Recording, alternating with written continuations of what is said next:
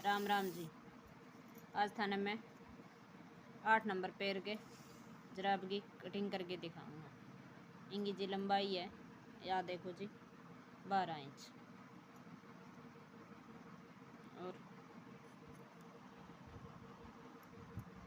7 inch इन्नू छोड़ दिया। 12 inch है जी पूरी और 7 इंच इन्नू आगू छोड़ के और 5 इंच पर मोरी को निशान लगा लिया। नीचे टांके की जराब को निशान है कटिंग है। मैं बताया 12 इंच है, 8 नंबर पैर की जराब है, नीचे टांका है और इनकी चौड़ाई है जी हम दिखाती हूँ 9.5 इंच।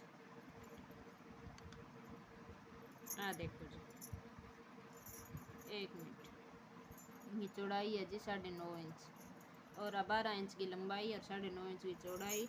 अभी नीचे टांका की सिलूँगा। अगर मेरी चैनल पर नुआ हो तो मेरे चैनल ने सब्सक्राइब करियो।